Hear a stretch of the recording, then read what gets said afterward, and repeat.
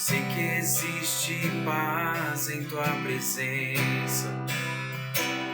Clamo, Jesus.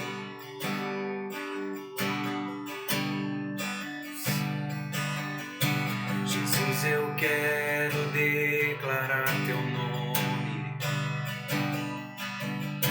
quebrando os vícios desta geração. Declaro que há esperança e liberdade. Clamo, Jesus.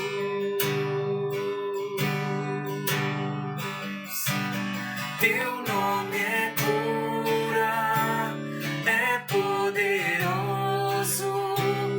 Teu nome é vida.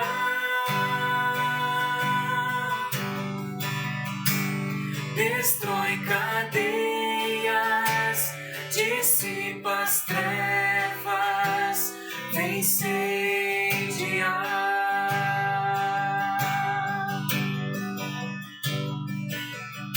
Jesus, eu quero declarar teu nome sobre toda alma em depressão. Ansiedade e medo saiam agora. Clamo, Jesus.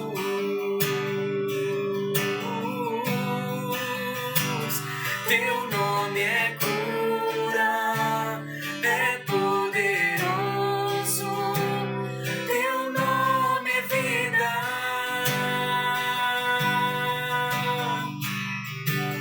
Destrói cadeias, dissipa as trevas, vem incendiar.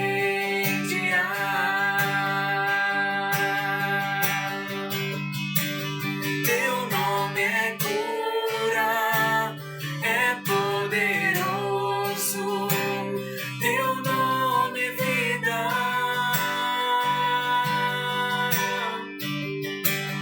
Destrói cadeias, dissipa as trevas, vem incendiar.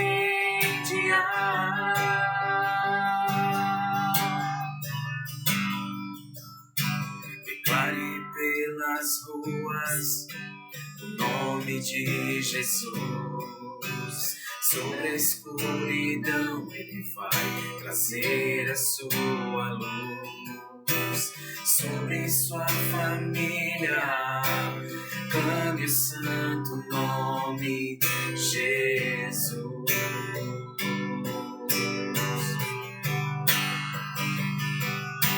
Declare pelas ruas o nome de Jesus.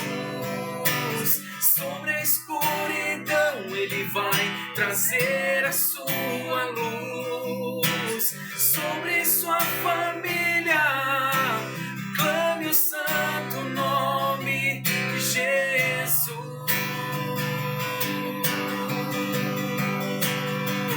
Teu nome é cura, é poderoso. Teu nome é vida.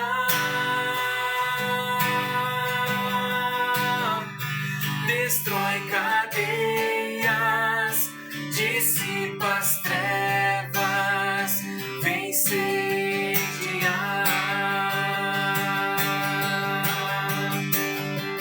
Teu nome é cura, é poderoso. Teu nome é vida.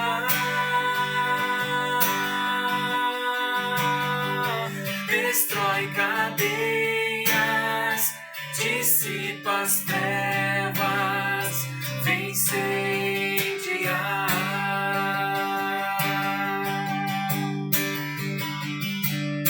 Jesus, eu quero declarar teu nome sobre toda alma em depressão. Ansiedade e medo saiam agora. Clamo, Jesus. Teu nome é cura.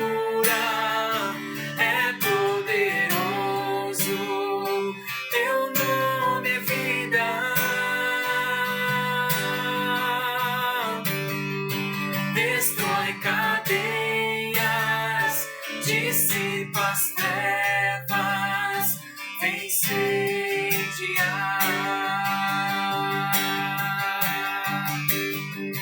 Teu nome é cura, é poderoso, teu nome é vida.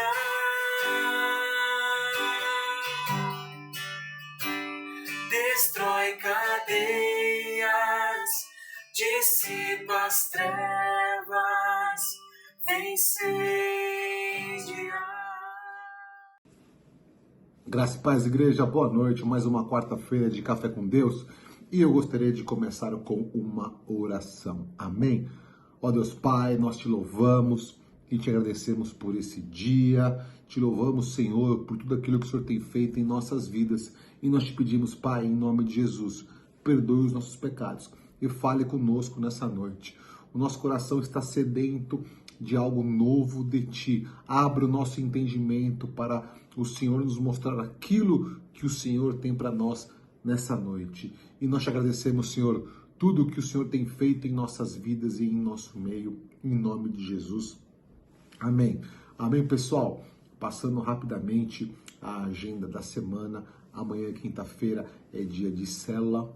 A gente começa aqui às 20h30 no YouTube com um direcionamento do pastor Chori. Sexta-feira também apenas online às 20h30 no YouTube. Culto profético. Sábado nós iniciaremos um treinamento onde nós aprenderemos a ministrar cura interior e quebra de maldições.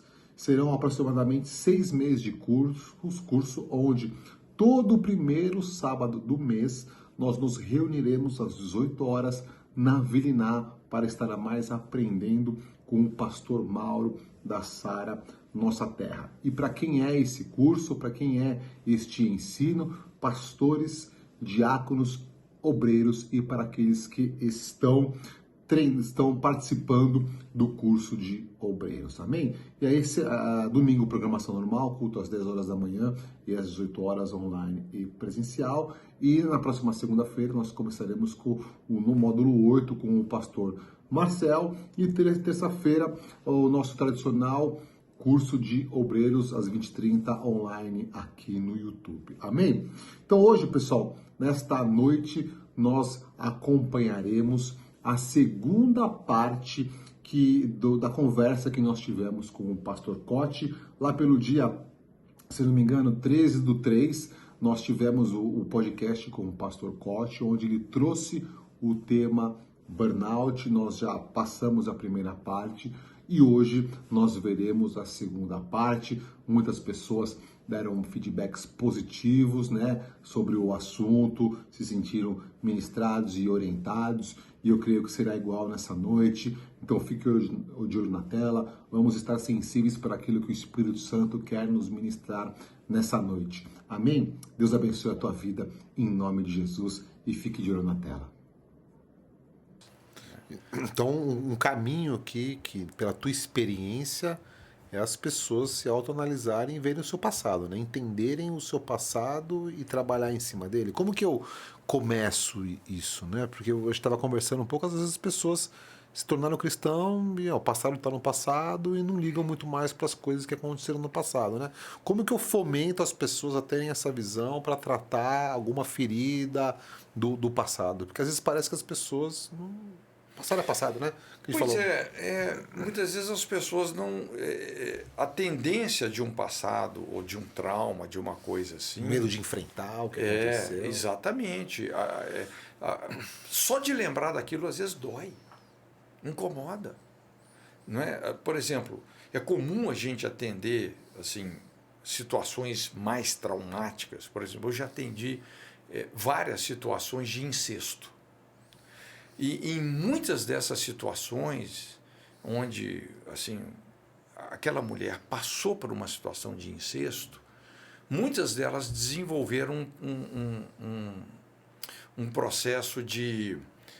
Como é que seria o termo para isso? De forjar uma autoamnésia, vamos dizer assim. Escondeu. A pessoa, não é só esconder, a pessoa fala assim, eu preciso me esquecer disso. Desligar isso. Eu me lembro, teve uma menina uma vez, ela me procurou, falou, pastor, eu aceitei Jesus, já estou 3 anos na igreja, mas tem algo na minha vida que eu sei que eu tenho que enfrentar. E por muitos anos, a única coisa que eu me lembro é que por muitos anos eu falei para mim mesma que eu tinha que esquecer aquilo. Eu tinha que esquecer, mas hoje eu sei que eu preciso de resolver isso. E aí Deus, né, trouxe toda aquela memória, uma situação terrível de incesto. Entende? Então, imagina, assim, se a pessoa esquece, ela forja uma autoamnésia, né? É o que a gente chama aí as armas dormentes, né? É como uma mina que está ali plantada. Tem uma ferida na alma, né? Tá Tem uma ali, ferida. aquele negócio está ali. Não foi Lá tratado, na frente fica fácil do diabo usar aquele negócio para levar a pessoa para uma vida, por exemplo, de lesbianismo ou de uma prostituição assim exacerbada, não é? Um ódio por homens, que às vezes ela não sabe de onde vem, mas que tem a ver totalmente com uma ferida que, ao invés de resolver, ela forjou uma autoamnésia. Entende? Então, assim, quando a pessoa faz um mecanismo como esse, rapaz, isso pode se tornar numa prisão. A pessoa precisa de uma libertação. Esse exemplo que o irmão deu, claro que a pessoa não consegue... Algumas coisas que forem pequenas, eu creio que cada um pode se virar e confessar diante do Senhor, acabou, né? Mas, no geral, igual Jesus estava em frente dessa pessoa para receber, acho que uma libertação, nós precisamos de ajuda de um terceiro, né? Porque Jesus estava na frente e ele discerniu, eu fui liberto porque Jesus está na minha frente, né? Então, essa pessoa que está na frente, geralmente tem que ser uma pessoa preparada. Madura. Né? Que tem maturidade sacerdotal. Lógico, assim, é muito importante você, assim, quando você for se expor, você se expor para a pessoa certa. Né? A não ser que o Espírito Santo te dê uma outra direção. Né? Mas você vai o padrão, né? Você vai procurar uma pessoa que tem maturidade para poder realmente te ajudar. As pessoas têm um pouco de reservas, porque nessa prática de confissão, muitas vezes o outro lado, às vezes pode ter. Isso é recorrente. A gente confessa, só que essa pessoa é do outro lado. Ela abre os problemas para o meio mundo, entendeu? E isso antigamente era mais recorrente. Mas é difícil encontrar a pessoa certa para...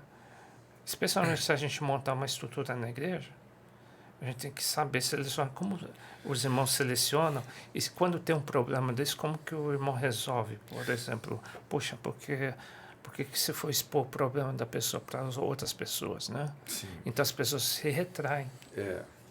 Por isso, assim, que é muito importante a gente treinar esses conselheiros.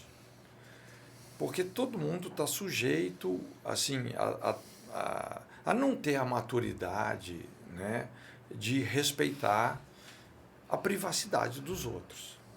E isso talvez é o erro mais crasso que um conselheiro possa cometer.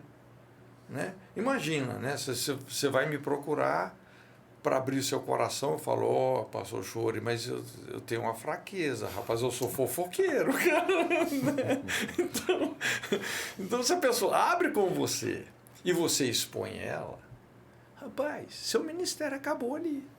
É um suicídio ministerial. Um pastor fofoqueiro, um conselheiro fofoqueiro, o ministério dele não vai durar 2 semanas. Entende? Você acha que é uma orientação importante para os dias de hoje ter uma área dentro da igreja que trata disso, de ministério de cura, de libertação e aconselhamento? Não sei se eu posso pôr junto nisso, mas acho que é uma peça hoje importante para os dias de hoje. Ministério pastoral é o telhado da igreja. É o telhado. Né? Você tem um alicerce, que são os apóstolos, você tem as colunas, que são os profetas, né? Você tem as portas, que são os evangelistas. Ministério pastoral é o telhado. Se você não tem um corpo pastoral bem treinado, não é? Que sabe interagir com os princípios de aconselhamento e libertação, rapaz, quando você tem assim uma equipe pastoral bem treinada, rapaz, essa talvez seja uma das estratégias mais eficientes para crescimento de igreja, porque você vai começar a fechar a porta dos fundos. É difícil no Brasil uma igreja que ela não tenha receita de pessoas. As igrejas sempre tem gente ali, né? Toda igreja, se você for contabilizar quantas pessoas se batizaram esse ano, sempre tem gente se batizando e tal. Mas tem igreja que às vezes, apesar de ter receita de pessoas, ao invés de estar crescendo, está até diminuindo. Tem água entrando, mas tem furo na caixa d'água, né? As portas do fundo, às vezes, estão até maiores do que a de entrada. Como é que você reduz a porta dos fundos de uma igreja? Aconselhamento. Você tem um pastoreamento inteligente. Inclusive, eu tenho um livro sobre isso, porque quando você fala assim, num pastoreamento inteligente, você tem um pastoreamento inteligente, porque às vezes tem um que não é inteligente. Eu, no início, o treinamento, quer dizer, eu não tive muito treinamento pastoral, mas a ideia que eu tive foi de um pastoreamento que não era inteligente, que era pouco eficiente. Não é? Por exemplo, você está lá como pastor, uma pessoa na sua igreja lá está em crise. Aí o que você vai? Você vai, faz uma visita, faz uma oração por aquela pessoa, ela se sente animada. Aí tem uma outra que entrou em crise, você também faz uma visita lá. 15 minutos que você ficou com a pessoa, ela já fica animada, pastor veio aqui e tal. Né? E assim você vai fazendo. Aquela primeira lá, a crise dela agora já retomou e retornou pior. Aí você volta lá, apaga de novo o incêndio. Né? Então, de repente, você se pega... ao invés de pastorear as pessoas, você está pastoreando as crises das pessoas. Eu não sei se você entende a diferença entre pastorear pessoas e pastorear as crises. Pastorear a crise é só apagar incêndio. Agora, esse pastoreamento, esse ministério pastoral, vai demandar aí uma conversa mais corajosa, mais profunda, onde você também vai responsabilizar essa pessoa. É aí que o discipulado realmente se aprofunda. E essas pessoas, quando se abrem realmente para interagir com os princípios implícitos no sacrifício de Jesus, elas se quebrantam, se humilham, confessa o que tem que confessar, reconcilia com quem tem que reconciliar, perdoa quem tem que perdoar, resolve. São princípios simples, evidentes, mas que às vezes a pessoa não está interagindo com eles. Daqui a pouco essa pessoa que está restaurada. Aí ela deixa de ser ali um problema e passa a ser solução. Daqui a pouco é a pessoa que está abrindo uma nova frente ministerial na igreja. Está cuidando de outras. E aí, rapaz, a igreja cresce. Pastor, acho que aqui tem uma mensagem para dois públicos, né? Um público que está precisando de tratar o passado, tratar a cura, um público que talvez esteja quase ali na linha do burnout. Que mensagem que você tem para essas pessoas, né? Até de encorajamento para buscar ajuda. E o outro é aquelas pessoas que querem, né, ser uma voz de Deus para essas pessoas, né? Que elas querem cuidar de outras pessoas Sim. com problema. Que mensagem que também você tem para esse público aqui? Acho que é o público que está nos assistindo nessa noite. Eu creio que tem os dois Sim. perfis. Que mensagem que você tem para eles? Pois é, uma pessoa que está desenvolvendo assim, um burnout, que já vem há bastante tempo assim, carregando uma sobrecarga, né? Às vezes o próprio organismo da pessoa já está, vamos dizer assim, trazendo uma mensagem muito clara, que ela precisa de fazer um balanço sobre o estilo de vida dela. E sobre a história de vida também. Né? No aconselhamento você vai analisar essas duas coisas. A história de vida, muitas vezes nessa história tem traumas, como nós falamos, tem coisas não resolvidas, e o estilo de vida. Né? Isso. Então, a pessoa ela precisa de fazer essa análise, buscar alguém que a ajude, não é? Normalmente a solução para muitas dessas situações, uma pessoa que chegou assim num esgotamento mesmo, ou num quadro depressivo, ou tem outras até, eu diria assim, psicopatias até muito mais sérias do que essa, normalmente assim, a gente sabe que a gente não tem uma solução fácil, porque vai demandar muitas vezes a pessoa construir um caráter de obediência numa área que ela já vem fracassando constantemente. Então vai demandar um arrependimento, vai demandar perseverança, vai demandar uma mudança no estilo de vida, né? Uma mudança de hábitos, uma reeducação. Na reeducação, às vezes, você tem que aprender a desaprender muita coisa, você tem que aprender a reaprender outras, não é? E acima de tudo, ter essa humildade de estar aberto para aprender, porque tem gente assim que para aprender é difícil. A pessoa, às vezes, é julgada até numa crise de identidade, ela se sente inferior por ter que aprender alguma coisa, né? Então, assim, a gente sabe que é um desafio. Às vezes essa pessoa, por isso, vai precisar de um acompanhamento. Por isso que é tão importante, assim, as pessoas congregarem, né? Ter um referencial de pastor, de liderança, não é? Isso é fundamental, isso faz toda a diferença. E agora, assim, é difícil a gente passar aqui uma receita de bolo, sim, porque não funciona, porque cada caso é um caso, né? Assim, uma pessoa que desenvolveu um burnout, cara, a história desse burnout é específica dessa pessoa. Sim. Pode ter padrões que às vezes se repetem, né, entre as pessoas, mas normalmente cada caso é um caso, né? Ou uma questão depressiva, tudo é uma construção. O burnout é uma construção, a depressão é uma construção. E para você desconstruir um quadro, primeira coisa, você tem que entender como é que ele foi construído. Você tem que chegar na gênese desse negócio. Ó, começou aqui, a raiz é essa, não é? Então, a partir desse discernimento, desse diagnóstico, é que começam a surgir realmente assim mudanças relevantes. Glória a Deus. E do outro lado ali, aquelas pessoas que querem se preparar para estarem aptas para fazer esse papel de aconselhar, o que elas precisam buscar? A primeira coisa, né, que todo cristão, assim, eu acho que todos nós temos um potencial de liderança, um potencial pastoral, né, para cuidar de pessoas. É o que a gente estava falando, muito importante desenvolver uma cultura de cuidado. Talvez é a principal estratégia para crescimento de igreja, né? Essa cultura de cuidado. Mas a base de tudo é o seu relacionamento devocional com a Bíblia. Essa é a base, é a pedra angular de qualquer ministério, principalmente se você quer ajudar as pessoas. Eu costumo dizer, o famoso seminário do quarto, né? Entra no seu quarto e busca a Deus secretamente, que te recompensará em público. Então, é o seu tempo com Deus, e a partir desse é o que eu falei, foi assim comigo, né? Eu não passei pela experiência de fazer um seminário teológico convencional. O seminário que eu fiz foi esse, foi o do quarto. Então, até hoje, né, eu devoro a Bíblia.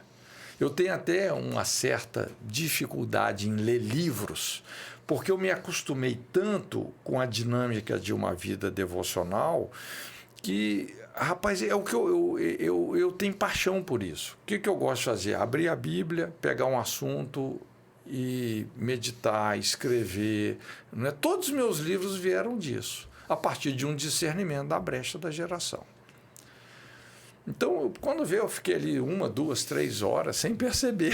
Então, o aconselhamento aqui, né? Que a gente tem incentivado muitas pessoas cada vez estarem juntos, aconselharem, confessar os seus pecados. Então, acho que é isso mesmo, né? O seu tempo com Deus, né? De Bíblia, de oração, sim, de buscar Deus. Sim. E aí, isso é o que vai te dar o fundamento para tudo. né? Agora é lógico, né? Hoje assim você pode aprender com a experiência de muita gente. Puxa vida, hoje são tantas pessoas e ministérios assim, né, que já adquiriram uma experiência, né? Então vale a pena beber de muitas fontes, né?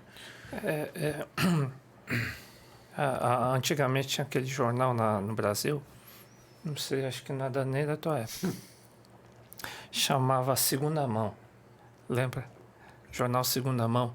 Não, isso eu não Você conhecia. foi mais de São Paulo, né? Mas de São Paulo. Acho Acho que vocês nem têm noção, né, o que é isso, né? O Gui não tá. E o ministrante da palavra dizia assim, olha, o importante é a pessoa nos treinou a buscar as coisas de primeira mão, né?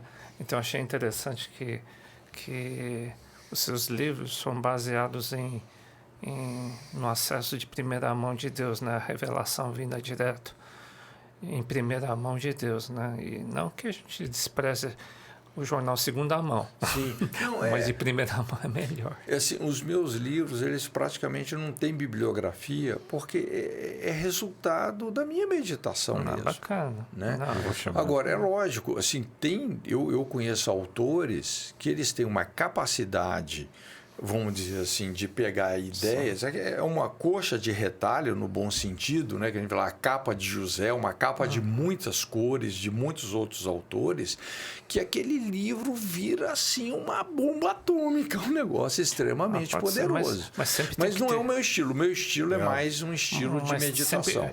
Independente disso, mas aquilo que vem de primeira mão é muito mais precioso, porque vem direto do Senhor, né? Sim, sim. Isso é uma coisa que eu acho que... Tem que ser a base para aconselhamento, uma né? experiência bacana que eu não sabia, que muita gente pega de primeira mão e eu acho muito válido, especialmente se referindo ao Espírito Santo, sabe? A revelação da palavra. Porque esse relacionamento devocional com a Bíblia é onde você vai ganhar muita intimidade com o Espírito Santo. E o aconselhamento é isso, é você ouvir a pessoa, você ouvir o Espírito Santo e chegar nas raízes que você tem que chegar. Né? Chegar lá naquelas fortalezas, naquelas prisões, chegar na raiz. Só vou te dar um breve testemunho. Eu fui para a Indonésia e o irmão sabe que a esquizofrenia é uma coisa muito complicada. Essa igreja onde eu fui, eles abriram uma clínica uma clínica para cura de esquizofrênicos. Sim. Eles colocaram uma irmãzinha lá, uma irmãzinha que não tinha um curso de medicina, não tinha nada, tá? Sabe como ela fazia? O candidato vinha, é meio parecido contigo. Espírito Santo, Bíblia, e Deus dava uma revelação para ela qual o tratamento que queria dar para aquele doente. Sim. Conseguindo curar quase 70 pessoas de esquizofrenia. Uau. Esquizofrenia. Coisa que você não vê, assim, né? Daqui é dom de cura, né? Não, dom de milagre, não é nem de cura, é um dom de milagre. E eu vi lá os pacientes, né?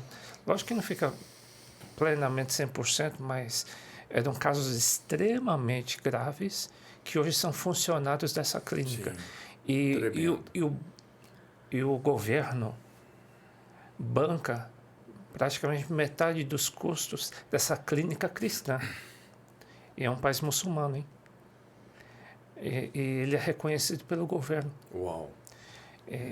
Olha, eles... Tirei foto e eu vi as pessoas, pelo menos 6 esquizofrênicos. Eu estou fugindo um pouquinho da área, mas porque... Não, esse tem tema, tudo a ver. Pastor Chori, esse é um tema muito relevante, né? Inclusive, assim, eu não vou dizer que eu tenho uma experiência muito grande com casos de esquizofrenia, mas também não é assim tão pequena, né? E na minha experiência, assim, a gente vê, porque é o que eu falei, a chave de qualquer restauração, de qualquer processo terapêutico, é você entender a construção do quadro.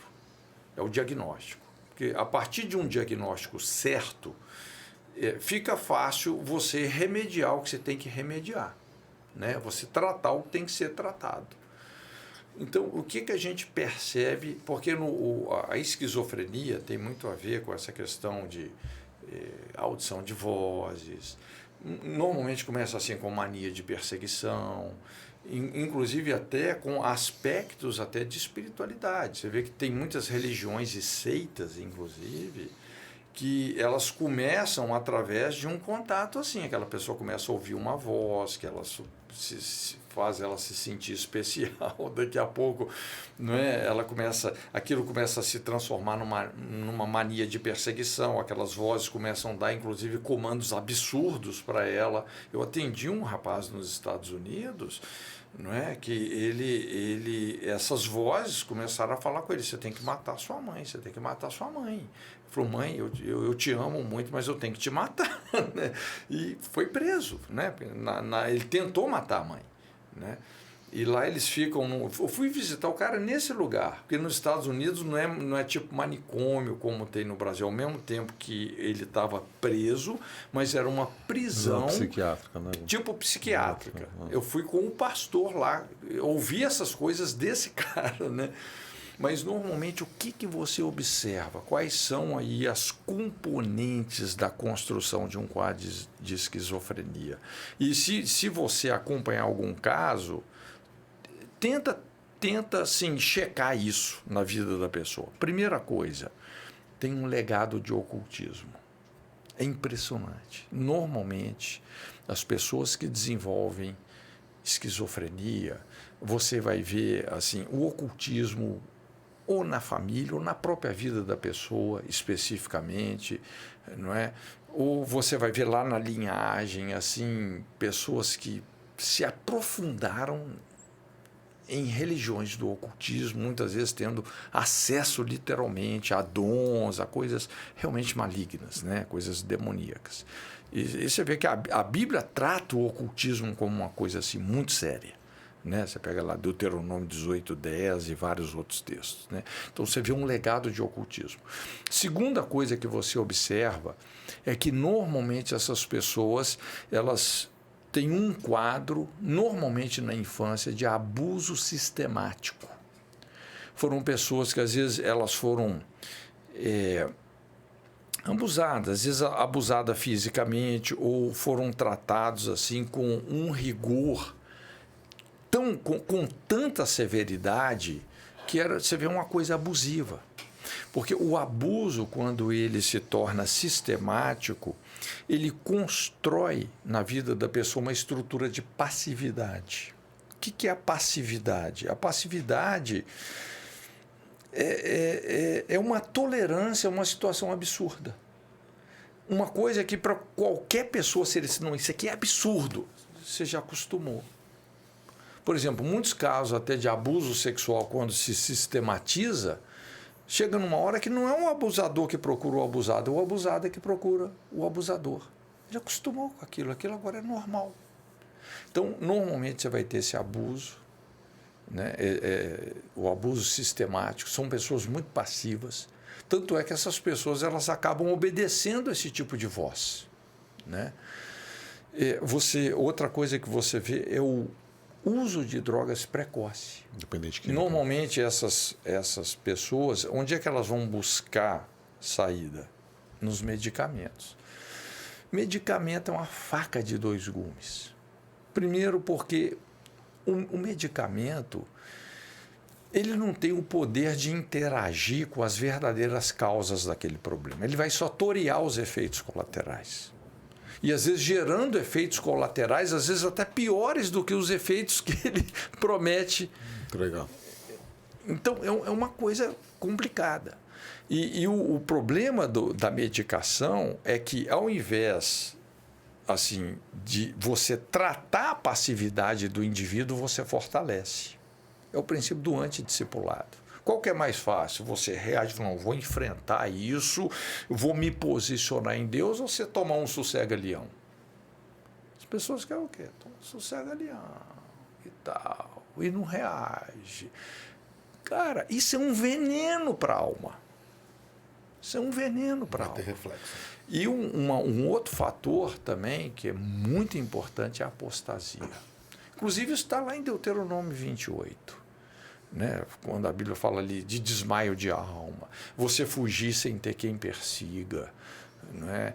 Cai uma folha, o mundo está acabando para você. Então, é impressionante. Assim, no início da minha conversão, falei, a gente trabalhava muito com evangelismo. A nossa igreja, na época, ela era mais um ministério de missões urbanas do que assim, uma igreja propriamente dita. Então, eu me lembro que por quase 4 anos, toda sexta-feira, a gente ia num hospital psiquiátrico em Belo Horizonte, lá no Raul Soares. Então, nós tivemos muitas experiências ali nesse hospital psiquiátrico, né? E uma das coisas assim que mais me chocava, a quantidade de crente desviado. Normalmente, quem não era do ocultismo era crente desviado. E ali, hoje, assim, porque a gente sentava, lógico, eu não tinha as ferramentas que eu tenho hoje, mas hoje, me lembrando de várias situações que eu conversei, que a gente conversava com as pessoas, e a maioria delas, inclusive, esquizofrênicas, né? A hora que você ia ver era isso, crente, apostasia. Cara, apostasia. E a esquizofrenia, assim, eu não sei se essa... mas é mais ou menos por aí, 60% ou 70% dos esquizofrênicos são pessoas evangélicas. Tanto é que lá no hospital a gente ia cantar uma música, todo mundo cantava, rapaz, todo mundo cantava. Gente, apostasia é um negócio sério. Agora, o que a ciência fala? Não tem cura para a esquizofrenia. Por que não tem cura? Porque a psiquiatria ela não vai discernir determinadas leis que governam o mundo espiritual. Mas quando você lida com essas questões, você pega uma pessoa, vamos dizer que você observou esses 4 pontos aí, né? Pode ter outros também, tá? Eu estou pegando aqui os que são mais frequentes. Mas você pega lá o legado de ocultismo, você lida com isso, faz uma confissão intercessória desses envolvimentos, né? Faz uma intercessão nesse sentido. A questão do abuso sistemático, a pessoa enfrentar esses abusos, perdoar o abusador, não é? A questão dos vícios, aí já entra mais a área de reeducação, né? Questão aí da apostasia, da pessoa realmente assim, ter uma reconciliação com Deus. Rapaz, você reverte o quadro dela. Glória a Deus. Você reverte. Agora, eu costumo dizer que o desafio maior, assim, quando você está lidando com a restauração de pessoas, é lidar com essas estruturas de passividade. Por isso que lá na IFOL, por exemplo, a gente tem uma aula lá, são mais de 2 horas, a gente ensinando sobre passividade. Né? Inclusive, como que a gente mostra ali um modelo, uma coisa tirada da prática, né? Dos atendimentos. Não é uma teoria que a gente está mirabolando, não é? Mas é uma compreensão de tantos casos que você vai atendendo, né? Um modelo de como as desordens psicoemocionais são desenvolvidas. E o gatilho principal, a base principal sempre é a passividade, né? Que vem normalmente nós falamos sobre a família fragmentada, aquela criança ali por 3, 4 anos ficou sendo abusada sistematicamente, se tornou passiva, né? Então, dessa passividade é que começam a nascer assim, vários problemas, dentre eles essa questão da esquizofrenia, né? Quando tem esses outros elementos também. Né? Então, uma questão desafiadora, né? E assim, isso é muito mais frequente do que a gente pode imaginar. Quem trabalha com aconselhamento, né? Porque essas situações vêm aos montes, né? Benção. Não, uau. Muito conteúdo aqui, né, pastor? Muito conteúdo. Mas eu guardei. Eu guardei. Não, e glória a Deus. Eu acho que glória a Deus por isso. tudo aquilo que você compartilhou conosco, pastor. A gente já passou o horário aqui, passou rápido, muito bom. A gente nem vê o tempo não, aí. Começa a falar, a gente vai embora. O assunto é intenso e importante, atual e assim, cada vez mais pode tá crescendo em nossa mente, está realmente preparado para isso. Acho que são mensagens importantes para dois lados, quem quer atuar nessa frente, como ajudar as pessoas, e quem está passando algum problema, aproveitar aqui, pastor Choro, não sei se tem mais alguma pergunta, se não, pedir para o pastor Costa estar fazendo uma oração para a gente estar encerrando, e mais uma vez, obrigado, veio de longe, reservou um tempo para a gente fazer esse podcast. Não, um prazer. Te agradecemos de coração. Maravilha. Viu? Mas você vê como que, por exemplo, você pega um quadro de burnout e um quadro de esquizofrenia, burnout é muito mais simples de você resolver. Porque normalmente está relacionado ali com uma sobrecarga, né? Um momento que a pessoa se excedeu demais, se desgastou demais, né? Sem perceber que aquilo já estava impactando o organismo dela, né? Mas estava, e uma hora, que o organismo desmorona. Aí ela vai precisar de uma regeneração aí das funções emocionais, etc. Agora, a esquizofrenia, a coisa é bem mais séria, né? Normalmente aí tem problemas de ocultismo, abuso sistemático, tem histórias aí que já são bem mais complexas, né? Mas é aquilo, né? Deus é Deus, né? Nosso Deus cura. Sempre tem um caminho de restauração, mas vamos orar. Amém. Pai querido, muito obrigado mesmo por esse tempo, Senhor. Muito obrigado aqui pela vida do pastor Chori, Senhor, dos queridos irmãos que estão aqui nos assistindo nesse podcast. Muito obrigado mesmo por essa mesa, por toda essa conversa, e juntos nós queremos orar abençoando todos aqueles que estão nos ouvindo, Senhor. Que o seu Espírito possa alcançar cada um nas suas necessidades, não só nas necessidades sentidas, mas nas necessidades reais. Senhor, e que o Senhor continue abençoando o ministério dos teus filhos, essa igreja aqui no Morumbi, São Paulo, que o Senhor os abençoe ricamente. Deus, e que o Senhor dê a eles realmente pastores, multiplique os pastores segundo o seu coração, para pastorear não só essa igreja, mas essa cidade, essa nação e outras nações. Em nome de Jesus. Amém. Amém. Amém. Mais uma vez, pastor, obrigado. Pastor Choro, obrigado. E você que nos assistiu nessa noite, Deus abençoe a tua vida em nome de Jesus. Amém. Fique na paz de Deus. Amém.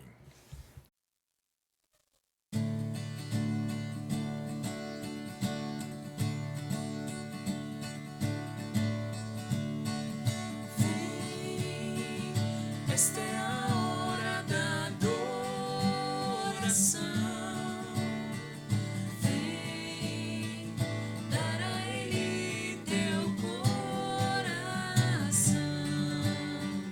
Vem assim como estás para adorar. Vem assim como estás diante do Pai.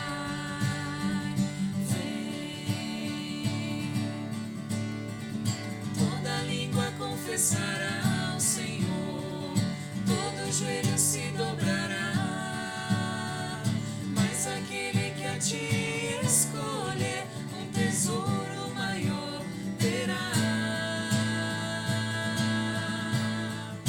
Toda língua confessará ao Senhor, todo joelho se dobrará, mas aquele que a ti escolher, um tesouro maior terá. Vem, esta é a hora da adoração. Vem dar a Ele teu coração. Vem assim como estás para adorar. Vem assim como estás diante do Pai. Vem. Toda língua confessará ao Senhor, todo joelho se dobrará, mas aquele que a ti